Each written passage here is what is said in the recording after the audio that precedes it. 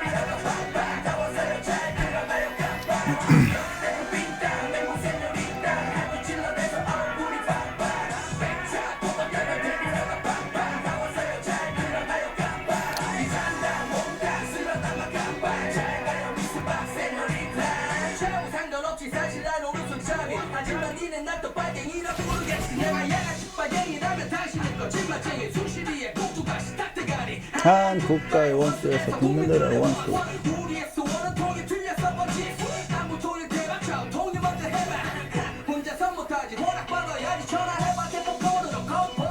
전 이 대목이 제일 좋더라고요.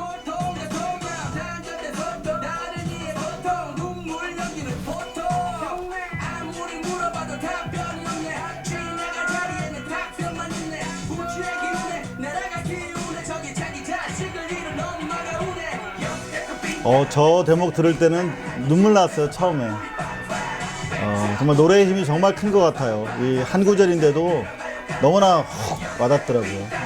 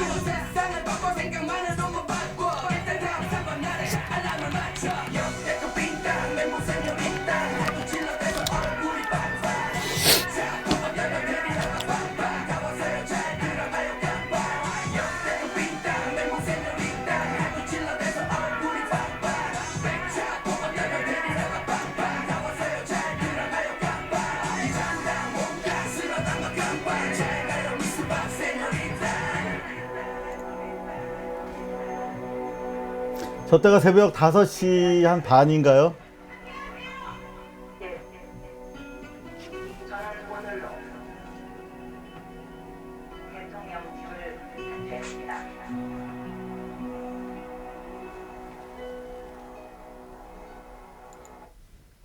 사실 DJ DOC가 이 노래를 무료로 음원을 공개했어요.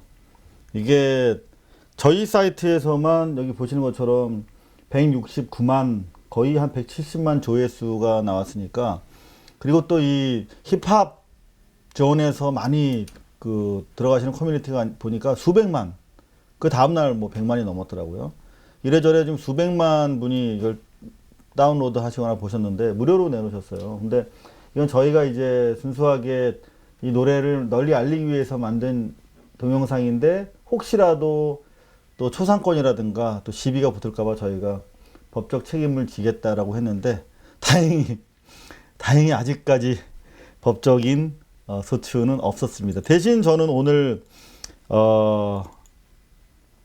아침에 편지를 받았어요. 제가 지금 최근에 황교안 씨가 김기춘 씨에 의해서 또 이어서 소송을 해온다고 해서 이제 116번째 소송을 기다리고 있는데, 제가 뭐 소송 커렉터가 아니거든요. 컬렉터라고 그러나? 아니거든요. 저도 소장 하나 들어올 때마다 가슴이 철렁철렁하고 똑같이 여러분들과 같이 겁이 나요. 그런데 아침에 모처럼 이렇게 대리 올려서 나가보니까 검찰청에서 역시나 왔더라고요. 그러면 두 가지거든요. 무혐의 아니면 기소, 이 두 가지인데, 저는 제가 지금 몇 개 조사받고 있는 거 있기 때문에 혹시 뭐 무혐의 났다는 건가 봤더니 출석 요구서, 검사실로 와라, 명예훼손이다, 안 오면 체포될 수 있다, 이렇게 보내왔어요. 그래서 기분이 팍 나빴는데, 이게 어떤 사건이냐고요?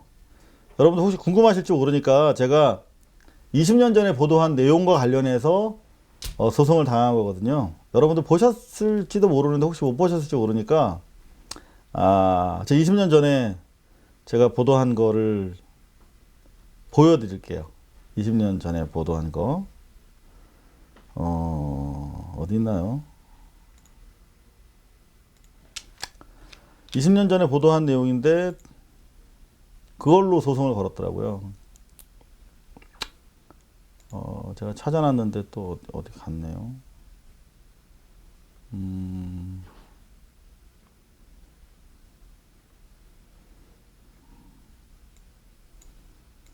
제가 보여드리겠습니다. 20년 전에 제가 그 안기부에서 북한에다 돈 주고 판문점에다 총 쏴달라. 그래서 우리 사병이 죽든 말든 여하튼 그러면 대선 직전에 이해창 씨한테 유리한 이른바 안보 위기감이 고조될 테니, 또 전쟁 난다고 할 테니, 그러면 또 여당 후보한테 유리하지 않겠느냐, 뭐 이런 취지로 총풍이라는 거를 조작을 했죠. 근데 어디 갔냐 이거. 이게 이제 뇌경색의 전형적인 증상인데 생각이 안 나네. 어디 있었는데.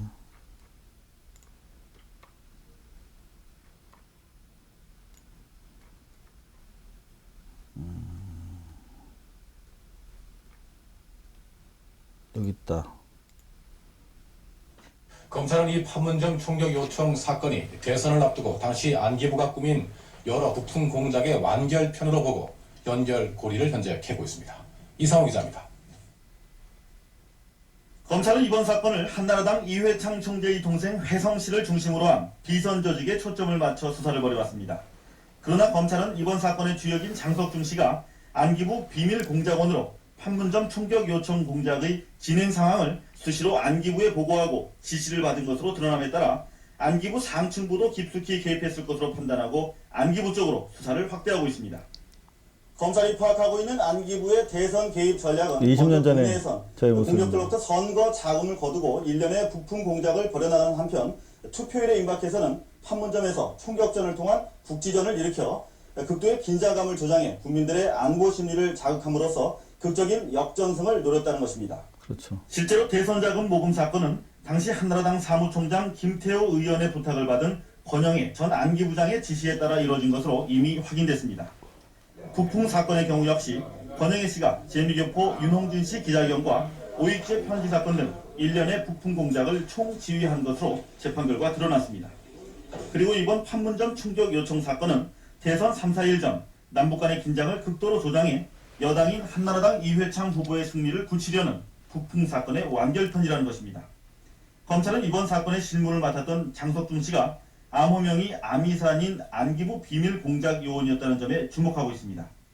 흑금성 박채서 씨 등 공작원들을 안기부장이 별도로 관리해온 점에 비춰 장석중 씨의 총격 요청 배후에 이거예요, 이거. 제가 소송 걸린 이유가 바로 이 이병기 2차장 때문에 걸린 거예요. 무슨 말씀이냐면, 여기 보시면 저를 고발한 장기정 씨라고 있어요. 자유청년연합. 이 사람이 누구냐면 백남기 어르신 딸들을 살인죄로 고발한 사람이에요. 저도 그런 사람이 고발했으면 웬 미친놈이 고발을 하고 난리야 하고 검찰에서 그냥 까버리던가 무고로 직권으로 인지해서 조사하면 될 텐데 제가 당시 20년 전에 보도를 하면서 뭐라고 그랬냐면 요즘 여러분들 전쟁 날까봐 두려우시죠? 한 1년 전쯤에 막 전쟁 난다고 그런 적이 있었어요. 요즘 전쟁 날까봐 두려우시죠? 20년 전에도 이런 일이 있었습니다. 그때 책임선에 있었던 사람이 지금 비서실장이라고요. 그냥 그렇다고요. 라는 트윗을 했어요. 20년 전 제 보도를 리트윗하면서 댓글을 달기를 제가 요즘 여러분들 전쟁 날까봐 두려우시죠? 20년 전 당시 총풍 사건 당시 책임자가 지금 비서실장이라고요. 그렇다고요. 이병기 씨가 비서실장이었잖아요. 청와대. 생각 안 나세요? 그때 이런 안보 위협이 고조되길래 제가 20년 전 저의 보도를 다시 리트윗한 거거든요. 근데 그거 가지고 근본이 불확실한 사람이 고발을 해오면 검찰이라는 데는 그냥 아무나 고발한다고 다 수사하는 데가 아니잖아요. 근데 자기들이 선에서 기각하지 않고 저를 오라는 그런 상황입니다. 그러니까 한마디로 취재 방해, 언론 탄압, 비판 세력에 대한 법적인 테러라고 생각을 하는데 글쎄 모르겠습니다. 1월 며칠 날 오라고 그랬죠?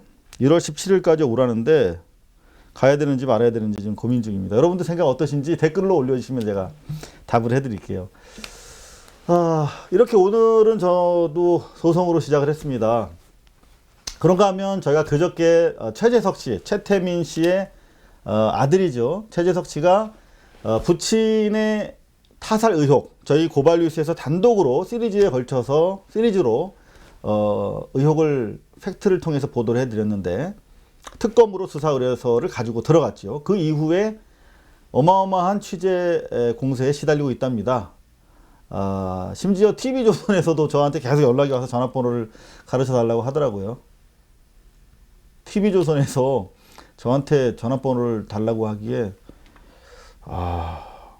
반성했습니다. 제가 조중동 수구 기득권 매체 민주화되면은 청산해야 될 그 매체 기자들한테 얼마나 허술하게 보였으면 나한테 그런 전화가 왔을까. 많이 반성을 했습니다. 조중동의 실체에 대해서도 저희 이상우의 사실은 라이브에서는 기회 되는 대로 저희가 보도해 드리도록 하겠습니다. 제가 조선일보 방시 사주일가 비자금 추적 전문 기자인 거 여러분들 모르셨죠? 네, 모르셨을 겁니다. 자, 그런가 하면 또 오늘 뜨겁게 달궜던 뉴스, 반기문 씨와 관련된 뉴스입니다. 반기문 씨와 관련해서 그 동생이죠. 반기상이라고 하는 사람이 경남 기업에 고문으로 취직을 했고, 경남 기업에서 만든 오늘 제가 베를린 얘기를 할 거거든요. 그래서 제가 착각을 했는데, 베트남의 랜드마크 72라고 하는 72층짜리 거대한 빌딩을 만들었는데, 안 팔리는 거야. 그래서 이제 반기상 씨의 아들, 그러니까 반기문 씨의 조카죠. 주현 씨를 이렇게 끌어들여 가지고 그걸 팔려고 하다 사기를 당했어. 경남 기업이. 그 경남 기업은 이제 어려움에 처했고 성환기 씨는 자살을 하는 그런 사건이에요. 그 가운데 반기상이나 반주현 씨를 왜 경남 기업에서 썼겠어요? 거대한 막대한 돈을 주고. 다 그 형님을 보고 한 거 아니겠어요? 그런데 특히 반주현 씨 같은 경우는 반기문 씨 큰아빠를 거론하면서 뭐 비즈니스를 했다 이런 얘기들이 계속 나오고 있어요. 이건 제 얘기가 아니라 JTBC 얘기입니다. 반기문 씨와 관련돼서 계속 의미 있는 제보들이 들어오고 있습니다. 반기문 씨에 대해서 제가 책임감을 느낍니다. 왜냐하면 제가 삼성 엑스파일을 보도했기 때문에 반기문 씨가 홍석현 씨가 낙마한 틈새를 타고 유엔 사무총장이 되신 분이거든요. 원래 홍석현 씨가 가기로 했었는데 홍석현 씨가 삼성 엑스파일 때문에 낙마를 했죠. 그 와중에 외교부가 짜고 홍석현 씨를 떨어뜨리고 반기문 씨로 보냈어. 요 내용도 저희가 시간 나는 대로 재밌는 뒷얘기입니다. 보도해드리도록 하겠습니다. 여하튼 반기문 씨와 관련해서는 그래서 제가 결자 해지 책임감이 있습니다. 결자 해지 차원에서 반기문 씨에 대한 여러 가지 의혹들은 팩트로 취재해서 여러분들에게 보도해드리도록 하겠습니다. 자, 오늘은 여러분들 뵙자고 한 게 바로 이것 때문입니다. 김기춘 청와대 다이빙벨 베를린 행도 막았나 하는 내용입니다. 무슨 내용이냐고요? 바로 이 내용입니다. 다이빙벨이라는 영화가 2015년 부산영화제에 초청이 됐죠. 그리고 그 과정에서 다이빙벨을 상영하지 말도록 부산시가 부산영화제 흔들었고, 그리고 최근에 우리가 그 김영한 전 민정수석의 비망록에 보면 10차례 가까이 다이빙벨이 상영 못하도록 하고 자금 추적을 하고 여타 죄책, 이상호 등 일파의 그 죄가가 있으면 찾아서 뒷조사하고, 심지어 다이빙벨을 배급한 시레마 달에 대해서 세무조사를 명령하고, 교문위 국감장에서 다이빙벨을 성토하도록 하고, 종편에서 무지막지하게 다이빙벨을 폈지 않습니까? 근데 그 이후에 사실은 여러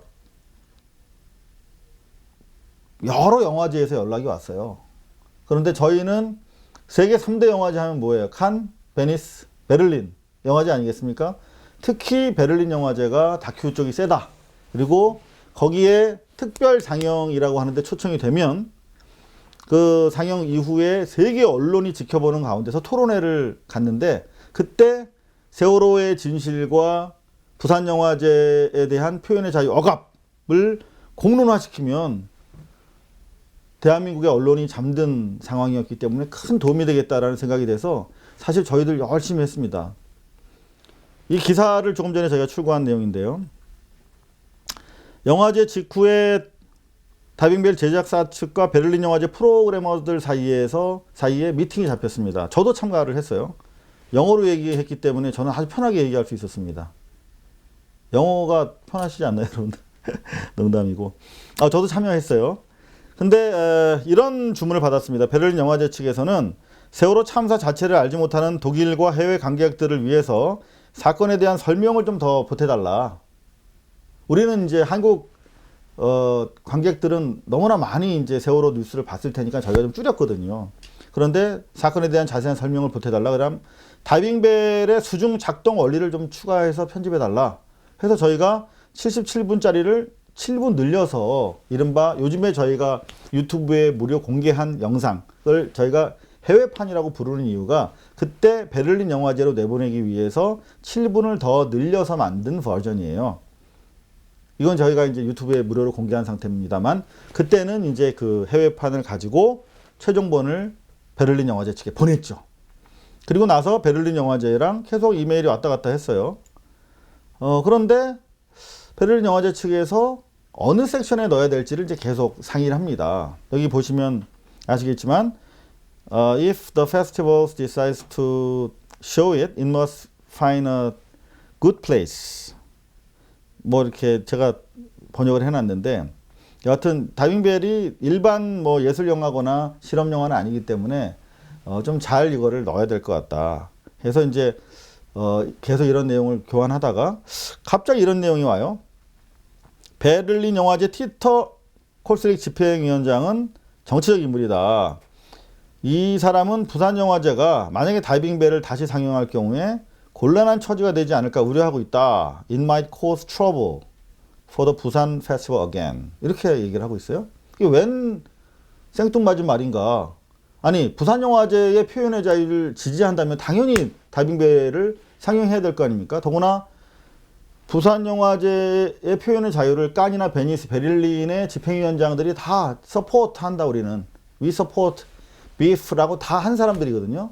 그런데 이거를 상영할 경우에 곤란하다라고 하는 얘기를 하는 거예요. 자, 그래서 뭔 얘기인가? 도대체 이 다이빙벨을 상영함으로써 곤란에 처하게 될 부산영화제 관계자는 서병수와 부산영화제 내부에서 서병수를 따르는 소수 배신자들 말고 누가 있을까? 또는 청와대 사람들 말고 누가 있을까라는 생각을 하게 됐습니다. 누가 디터 집행위원장에게 이 같은 우려의 목소리를 전했을까? 궁금증을 갖게 됐죠. 그리고 나서 또 편지가 와요. 그래서 제가 이제 편지를 보냅니다. 이거는 제가 쓴 영어인데 엉터리예요, 여러분들. 부끄럽습니다. 그래서 얘기했어요. 당신들이 생각이 잘못됐다. 이거는 영화 튼다고 그래서 한국 영화계라든가 부산 영화제가 더 어려워지는 게 아니라 이거를 너희들이 예정대로 너희들 초대하겠다고 했으니까 예정대로 이거를 초대해 줘야 이 사람들이 명예도 살고 그리고 부산영화제를 실질적으로 지지하게 되는 것이다 라고 하는 취지로 제가 읍소하는 편지를 보냈습니다. 하지만 베를린 영화제 측은 또 다빙배를 상영하면 부산영화제가 곤란해질 거라는 얘기를 하는 거예요. 그러면서 뭐라고 그러냐. 자, 여기 보면 이건 자기 개인의 이분은 한국에 오셨던 베를린 영화제 측의 프로그래머세요. 유명하신 분이에요. 이분이 저희 다빙벨을 제작했던 제작사로 공동으로 제작했던 제작사로 보내주신 편지인데 이건 제 얘기가 아닙니다. 회의 내용을 정리한 것입니다. I just try to give a brief survey about our discussions. 우리가 토론한 것들에 대해서 아주 간단하게 전해드리려고 하는 겁니다. 제 생각이 아니에요. 이 말이에요. 뭐라고 하냐면 다빙벨은 포럼이나 파노라마라고 하는 섹션이 있거든요. 거기보다는 특별 상영, 스페셜로 상영하는 게 좋겠다.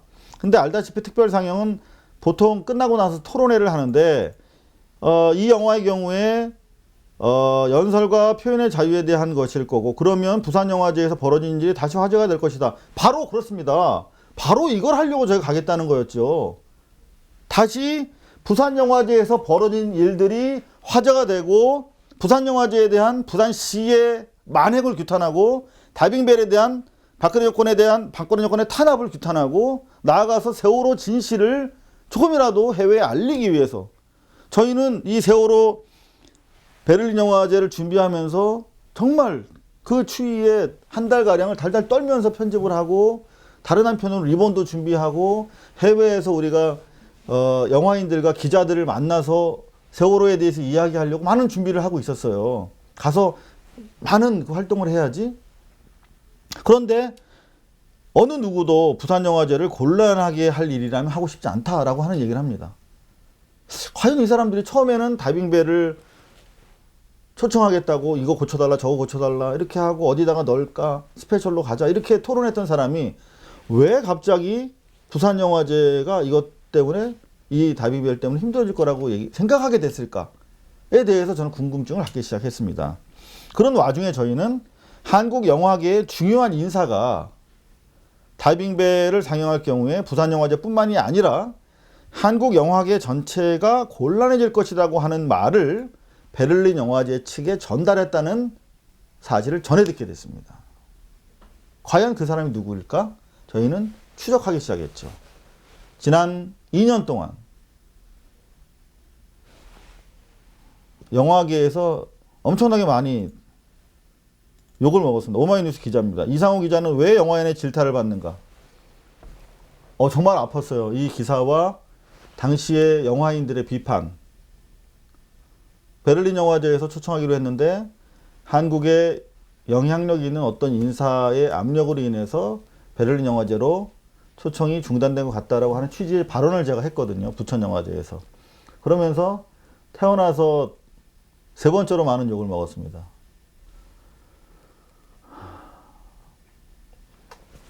그때는 이 얘기를 할 수가 없었어요. 이메일을 여러분들한테 보여드릴 수가 없었어요. 왜냐하면 당시에는 정부가 박근혜 정권이 이렇게 조직적으로 다이빙배를 탄압하고 죽이기 위해서 이렇게 조직적으로 움직였다라고 하는 의혹만 있었을 뿐 확증이 없었기 때문에 그냥 부산시장의 잘못된 충성심 때문에 그런 것이 아니겠는가 그렇게 막연히 생각을 했죠.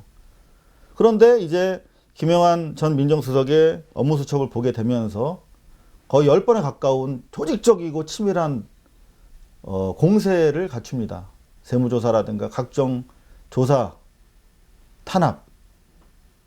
이랬던 정권이 다이빙벨이 해외로 가는 것을 특히 베를린 영화제와 같이 세계적인 오피니언 리더들과 언론이 모이는 그런 영화제에서 상영되고 토론회를 거쳐서 한국 정부가 비판받고 세월호의 진실이 해외로 유포되는 걸 원했을까요?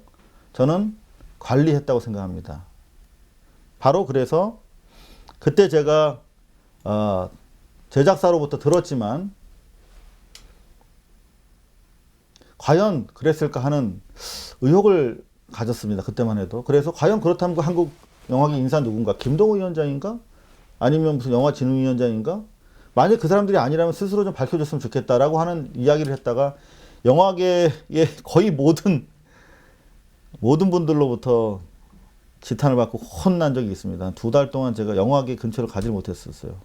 그런데 지금은 이제 우리가 이 부분에 대해서 돌을 맞더라도 얘기를 해야 될 상황이 아닌가. 과연 누가 부산영화제를 흔들었는가? 누가 베를린 영화제를 막았는가 하는 부분에 대해서 이제는 이야기해야 될 때다. 그리고 다음 달이면 2월 9일부터 제 생일인 2월 19일까지 제 67회 베를린 영화제가 개막을 합니다. 홍상수 감독이 또 초대를 받았더라고요. 여하튼 이제 한 달 앞둔 베를린 영화제가 그야말로 세계적인 공신력을 갖춘 영화제로서 이런 일이 있었다면 부끄럽지 않겠습니까? 저희가 이메일이 빙산의 일각입니다. 충분히 많은 이메일을 가지고 있고 더 낭패당하시기 전에 베를린 영화제 측은 과연 어떤 이유로 해서 이것을 중단하게 됐는지 특별 상영 계획을 접게 됐는지 밝혀야 될 겁니다.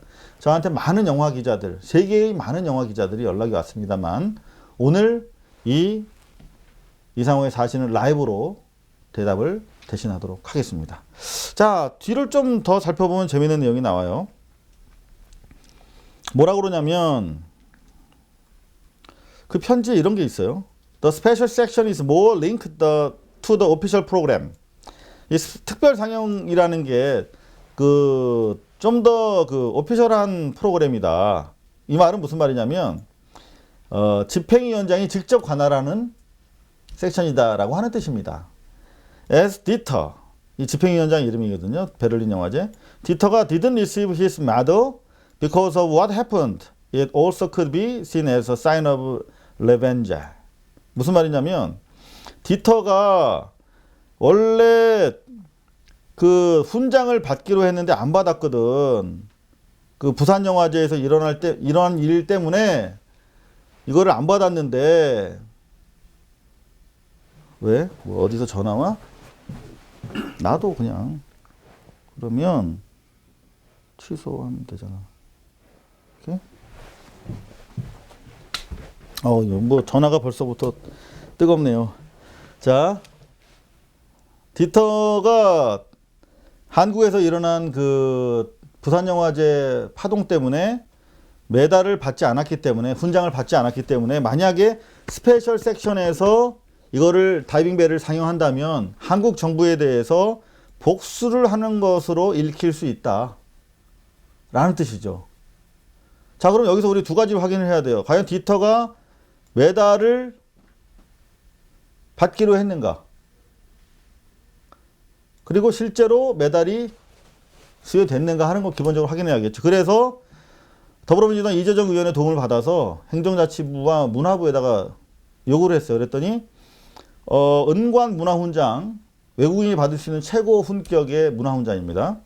베를린 영화제 디터 집행위원장에게 2014년 10월 2일 부산영화제 개막일이거든요. 개막일에 훈장이 수여됐다 이렇게 나와 있죠. 수여됐는데 안 받았다고 그러지 왜? Didn't receive his medal이라고 그랬지?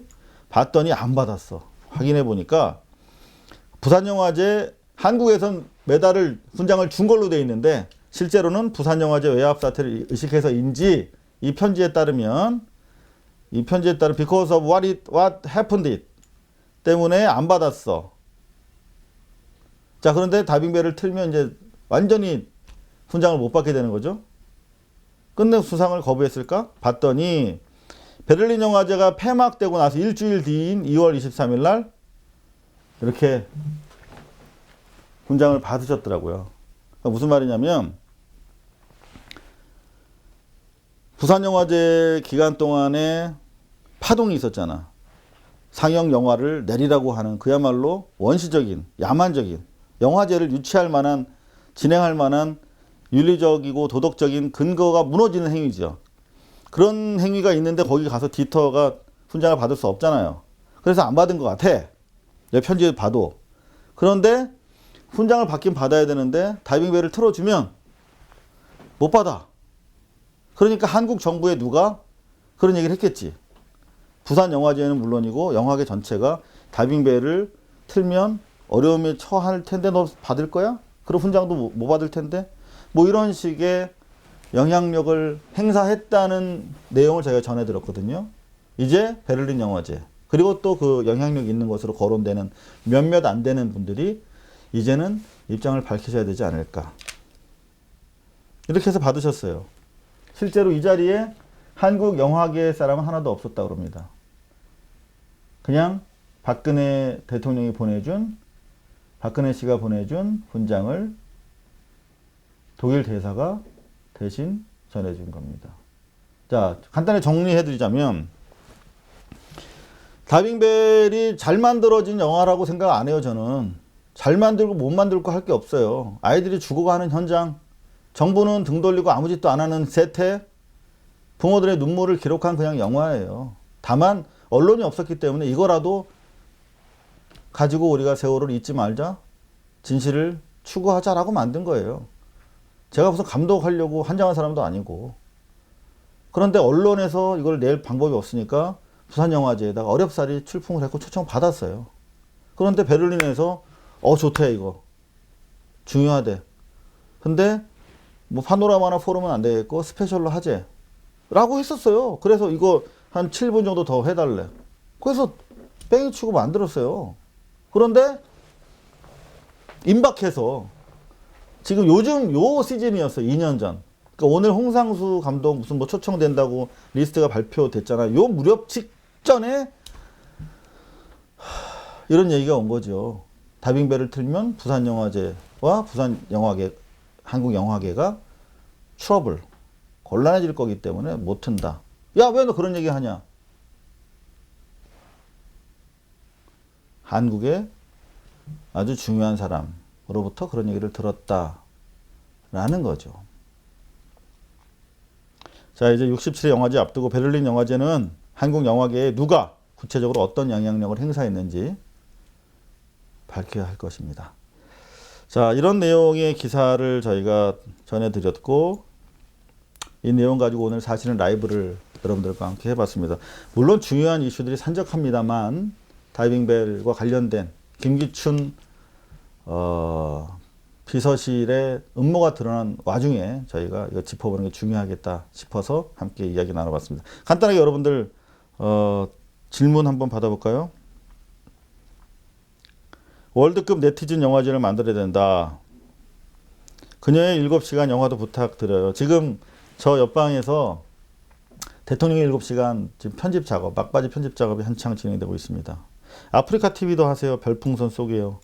아프리카 TV 어떻게 하는지 모르는데 한번 연구해 보겠습니다. 고발뉴스 후원합니다.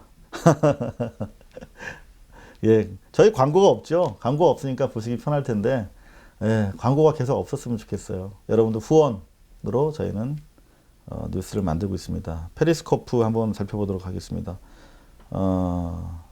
댓글이 다 날아가고 없네요. 자, 김기춘 어떻게 잡아놓을까요? 김기춘 일단 저희한테 민형사 고소를 해오셨기 때문에 저희가 최선을 다해서 지금 검찰 조사 받고 있거든요. 제가 받았던 어떤 조사보다 더 열심히 받고 있어요. 자료도 많이 내고. 그래서 김기춘이 최순실의 집에서 6개월 동안 돈 안 내고 아지트를 운영했다라고 하는 사실이 팩트로 확인이 되면 검찰을 통해서 훨씬 더 많은 진전이 있지 않을까. 그리고 이틀 전에 저희가 최재석 씨를 이 자리에 모셔서 여러분들에게 말씀드린 게 있죠. 최재석 씨가 김기춘과 양자 대면이라도 하겠다고 했어요. 두 가지 얘기했습니다. 하나는 아버지 최태민 사무실에 김기춘이 자주 왔었고, 아버지가 김기춘 씨 참 우리한테 고마운 분이다라고 했다. 저분 아니었으면 큰일 날 뻔했다. 라는 거였죠. 그 다음에 아버지 최태민의 타살 의혹을 밝히려고 동분서주하고 있는데, 깡패를 동원해서 자기를 막았던 최순실이 너 자꾸 이러면 김기춘한테 혼내주라고 한다? 라고 할 때 김기춘 얘기를 들었다는 거예요. 자, 요거 계속 저희가 물론 최재석 씨 진술입니다만 좀 더 크로스 체크를 해서 팩트를 파인딩하고 있다는 거. 김기춘 씨 기다려 주시기 바랍니다. 검찰이 과연 제대로 수사할까요? 제대로 수사 안 할 거라고 생각합니다. 당연하죠. 그렇기 때문에 저희가 더 감시하고 더 열심히 해야겠죠. 방법이 없습니다. 더 형편없던 시절에도 검찰 조사 많이 받아봤는데 노력하는 수밖에 없어요. 절대 믿지 않습니까? 않습니다. 자, 페북 라이브 마지막으로 페북 라이브 댓글 확인 안 하면 섭섭하시겠죠? 뉴스 독립군 고발 뉴스가 간다. 페북 라이브. 아이고. 자, 우리 국민은 어디까지 절망해야 웃게 되나요? 제 말씀 하나 끝으로 전해드릴게요. 20여 년 동안 소송을 116개, 오늘 또 성남에서 이거 받으면서 이게 이제 몇 번째지? 막 그런 생각을 했어요. 근데 절망적인 생각을 자꾸 하면 좀 우울해지는 게 사실이죠. 그리고 어떨 때는 좀 많이 좀 침울해지는데, 일단 그러기 위해서 일단 감기 걸리면 안 됩니다. 건강하고 긍정적인 생각을 하려고 노력해요. 저는 촛불을 자꾸 기억하려고 합니다. 우리가 좀 나태해지고 정치권이라든가 눈에 보이는 것들이 정말 민중이라는 거, 역사라는 거, 이런 거 실체가 있는 것인가 라고 자꾸 회의가 들고, 이게 우리 역사가 제대로 나갈까 하는 생각이 들 때마다 그 우리를 감동시켰던 광장의 촛불을 기억하려고 합니다. 되게 멋있잖아요. 감동적이잖아요. 그 촛불의 파도. 촛불을 기억하면서 여러분들 함께 나갑시다. 우리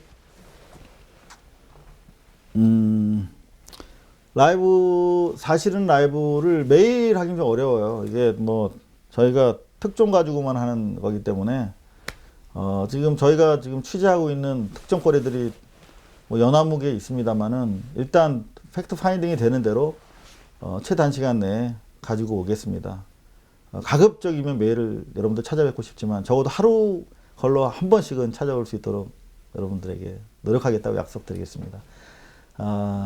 그렇다면 내일 모레가 될 텐데 또 열심히 취재해서 여러분들을 만나 뵙도록 하겠습니다. 끝으로 그저께 방송 중에 저희가 정원 스님 미처 돌아가신 걸 모르고 방송을 했어요. 그래서 소생하시기를 기원한다고 말씀드렸는데 방송 끝나고 알았습니다. 정원 스님 돌아가셨더라고요. 촛불의 요구는 박근혜 체포였죠. 박근혜가 체포되는 걸 못 보고 돌아가셨습니다. 저희가 정원 스님, 큰 스님 뜻을 이룰 것이고요. 정말 고생하다가 이 땅을 벗어나셨습니다. 그곳에서는 정말